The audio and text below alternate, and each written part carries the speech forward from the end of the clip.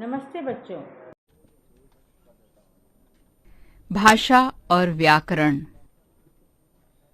प्यारे बच्चों, देखिए यहाँ क्या हो रहा है।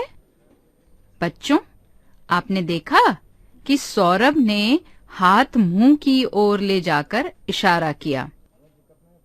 माँ उसके इस संकेत को समझ गई कि सौरभ को भूख लगी है। माँ ने उसे खाना दे दिया। अब देखिए, सौरभ ने फिर अपने हाथ यहाँ वहां हिलाकर माँ को कुछ समझाया, लेकिन माँ को कुछ भी समझ में नहीं आया। दोनों को बहुत परेशानी हो रही है। बच्चों, वास्तव में हम अपने मन की हर बात संकेतों से प्रकट नहीं कर सकते। यदि सौरभ और माँ आपस में बात करें तो किसी प्रकार की परेशानी नहीं होगी। इस तरह, सौरभ: माँ, हमारी अध्यापिका जी हमें पिकनिक पर ले जाएंगी। अच्छा अच्छा बेटा, पिकनिक के लिए कहाँ जाओगे? बाल भवन माँ। और हाँ माँ, हमें 200 रुपए भी जमा करवाने हैं। ठीक है बेटा, ले जाना। देखा बच्चों, जो बात संकेतों से समझ नहीं आ रही थी, उसे दोनों ने बोलकर और सुनकर कितनी आसानी से समझ लिया। बाद में सौरभ ने अपनी मौसी को पत्र लिखकर पिकनिक की सारी सूचना दी। मौसी ने पत्र पढ़कर पिकनिक के बारे में जाना। इस प्रकार हम बोलकर और लिखकर अपने विचार प्रकट करते हैं और सुनकर तथा पढ़कर दूसरों के विचार जानते हैं। जिस साधन के द्वारा हम अपने विचारों को प्रकट करते हैं तथा दूसरों के विचारों को समझते हैं, उसे भाषा कहते हैं। भाषा के दो रूप हैं, मौखिक तथा लिखित। जब हम बोलकर अपने विचार प्रकट करते हैं और दूसरा उसे सुनकर समझता है, तो यह भाषा का मौखिक रूप कहलाता है। जैसे बातचीत, कहानी सुनाना, भाषण देना, पढ़ाना, समाचार सुनना आदि। जब हम लिखकर अपने विचार प्रकट करते हैं और दूसरा उसे पढ़कर समझता है, तो यह भाषा का लिखित रूप कहलाता है। जैसे पत्र लिखना, ईमेल करना, समाचार पत्र, कहानी लिखना आदि। बच्चों, भारत में अनेक राज्य हैं। यहाँ के राज्यों में अलग अलग भाषाएं बोली जाती हैं।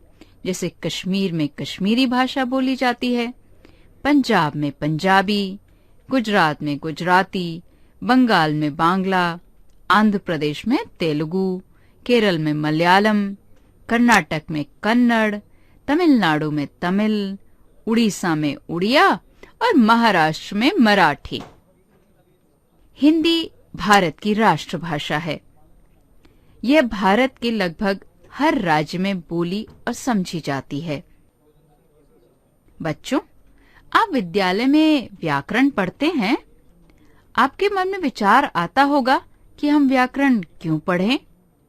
इसका सीधा सरल उत्तर यह है कि व्याकरण का सही ज्ञान प्राप्त करके ही हम किसी भाषा को शुद्ध रूप में बोलना, समझना, पढ़ना और लिखना सीख सकते हैं। भाषा के प्रयोग में कोई गलती ना हो, इसलिए व्याकरण का ज्ञान आवश्यक है। समझ गए ना? आपने अभी जो वीडियो देखा, उसमें भाषा के बारे में बताया गया है। हम अपने मन के विचार अगर किसी को कुछ बोलना चाहते हैं तो उसे भाषा के द्वारा ही बोलते हैं। जैसे मैं अभी कौन सी भाषा बोल रही हूँ? हिंदी भाषा। ऐसे भाषा कई प्रकार की होती है। अलग अलग राज्यों में अलग अलग भाषाएं बोली जाती हैं। आपने देखा, भाषा दो प्रकार की, लिखित और मौखिक। मैं अभी बोल रही हूँ, ये मौखिक भाषा है। अगर आप इसका उत्तर लिखोगे, प्रश्न का उत्तर लिखोगे या पत्र लिखोगे और जो लिखाई का काम होता है, उसे लिखित भाषा कहते हैं। इसके अलावा कई बार हम ना तो बोल पाते हैं ना लिख पाते हैं, पर अपने इशारे से उनको समझा देते हैं। तो ऐसी भाषा को सांकेतिक भाषा कहते हैं। सांकेतिक भाषा का उदाहरण है ट्रैफिक। अगर आप सड़क पर जा रहे हो तो ट्रैफिक सिग्नल देखा है ना बच्चों आपने, वहाँ पे आप कैसे जानते हो कि हमें चलना है, रुकना है या जाना है? वहाँ के जो बत्तियों की जो रंग होते हैं, हरा, पीला, लाल, उसे देखकर आप समझ जाते हैं ना। उसी तरह जो वहाँ पे ट्रैफिक पुलिस खड़ा होता है, वो कैसे बताता है आपको रुकना है या जाना है? अपने हाथ के इशारे से। अगर वो हाथ दाया हाथ बाया हाथ सीधा कर रहे तो आपको वहाँ रुकना पड़ता है। आगे जाने के लिए वो एक हाथ में एक तख्ती रखा रहता है, उसमें लिखा रहता है रुको। तो कुछ बातों को हम, विचारों को हम क्या करते हैं, संकेतों द्वारा बताते हैं। तो वो सांकेतिक भाषा होती है। तो बच्चों, आपने भाषा के बारे में जाना। अंग्रेजी भाषा, तमिल, हिंदी, तेलुगु, मलयालम, हमारे भारत में बहुत सी भाषाएं बोली जाती हैं।